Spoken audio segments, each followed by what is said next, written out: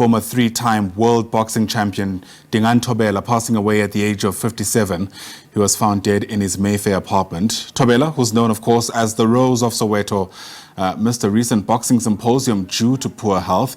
He held 3 world titles in 2 weight divisions during his illustrious career. To discuss Thobela's legacy, let's bring in now Dr. Peter Ngatane, beg your pardon, who's the World Boxing Council Board of Governance member and joins us via our video link. Great to have you on the program, Dr. Ngatane. Thanks very much indeed for making time. Tragic news to wake up to on a Tuesday morning, especially when you consider the contribution that Thobela has made to boxing. I wonder what came up for you when you found out what happened.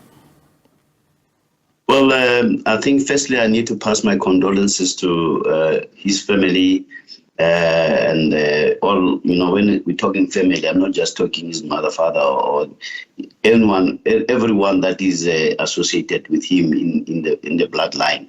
It is very tragic, and because I've known Dingaan for quite a long time, even before he became a champion. And we've had cordial discussions, and the last time I think I was with him was we were at a tournament in Boysen Boysen not long ago, and also in Portuguese Hall. So it is quite tragic, and to me he didn't look like someone who was going to pass away. Yeah, absolutely. And, you know, especially when you consider just the circumstances under which his family learned that he had passed away. Apparently, they tried to reach him several times. And after finding out, or after being unable to do so, approached his apartment. And that's when they made this really heartbreaking discovery. Many people describe Dingaan Thobela as, you know, an individual who was really able to break out of his circumstance. You know, the time at which he did what he did was so incredibly important, and I imagine that's going to be a big part of his legacy. Yes, it was.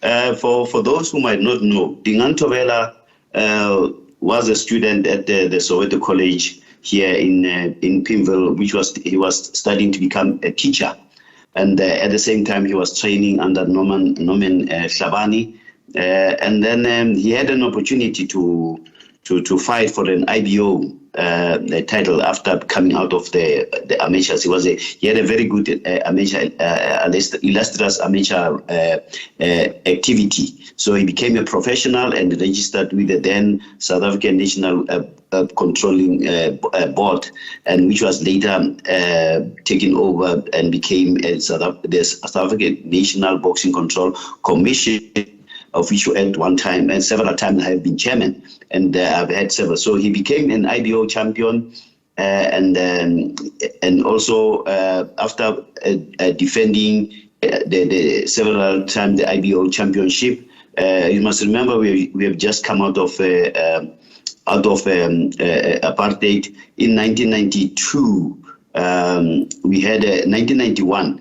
We had a delegation from the WBC and the WBA and the other international IBF and other international boxing organizations to come and see if things have changed. So that, if you remember, South Africa was banned from participating in international international boxing because of apartheid. So they sent a delegation to come, and I still remember we met in Sun City with we had Dr. Chivo and the board chairman. I was on the other side.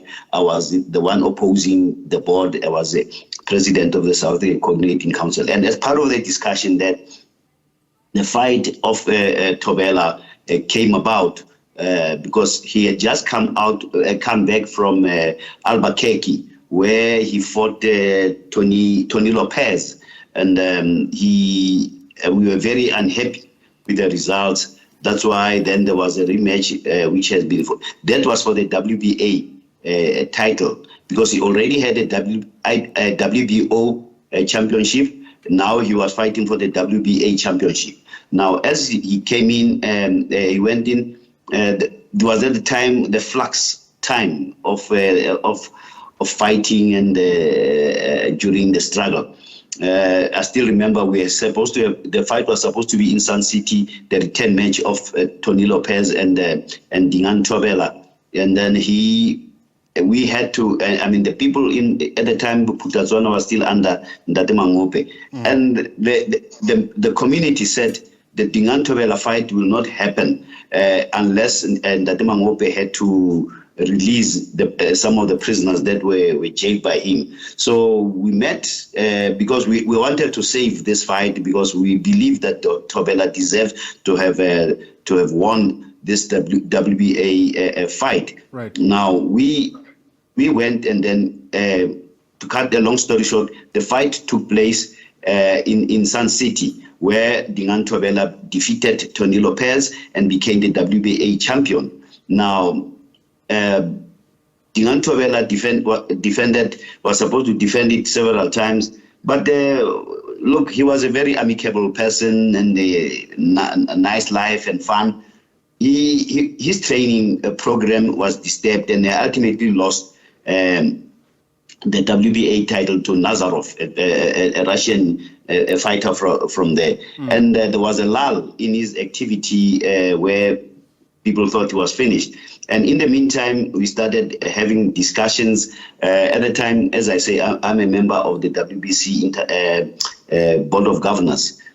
With Mr. Rodney Berman and the Golden Gloves, there was discussion that was happening, and ultimately we clinched an opportunity for him to fight in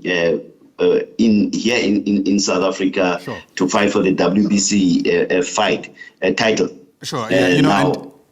Sorry for interrupting you, Dr. Ngatane. Of course, it's quite an illustrious journey, and I imagine there's going to be time taken to really appreciate that for, I suppose, the impact that it's made in the country. And in fact, speaking about that, what I was hoping to get through to you is what you reckon his impact has been in boxing. You know, a sporting code in this country that has, interestingly enough, always featured, especially when you consider the prominent figures in South Africa who have been associated with boxing, including, of course, the iconic former President Nelson Mandela. And then you compare that, though, with how boxing is today. You know, I've seen and been part of discussions where people have decried the state of support that boxing receives in this country. Now, Dingaan Thobela was an icon. There was no one who had the prowess and the talent that Dingaan Thobela had as a boxer. So everybody looked upon him to try and copy certain things from him, and he had the aura of making. I mean, people like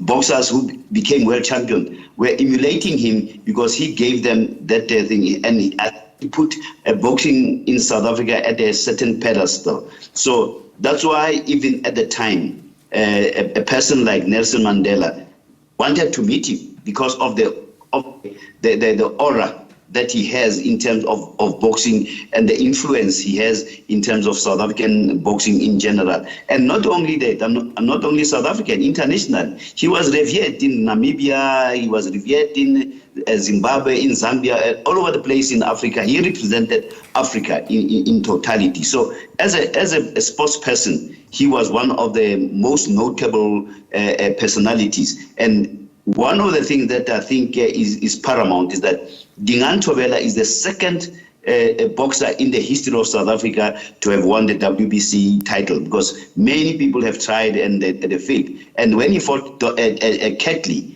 people thought Ketley had won. It was in the last round that Dingaan Thobela knocked him off. You know, Dingaan Thobela had this prowess of, if he clips you once and catch you with a punch, he knows when to follow up. And once he followed it up, you'll never wake up. So sure. That's a type of talent that he has. And besides all the things that people have said about Dingaan Thobela and things like that, Dingaan Thobela was a gentleman and a giving person. There were many boxers, there were many ladies, and there were many men who benefited from Dingaan Thobela when he helped them either to school, helped them with with fooding, helped them with things like burials and things like that. So Dingaan Thobela was other than just being a spokesperson, a sports person, he was one of the gentle giants that one is known, and he was always gentle and giving. Look, we've always tried to paint him in different light, but the reasons behind it, people never followed it up and to find out what happened. Right, and I suppose that's why that title has always stuck, right? The Rose of Soweto. Dr. Ngatane, thanks very much indeed for speaking to us. We appreciate your reflections.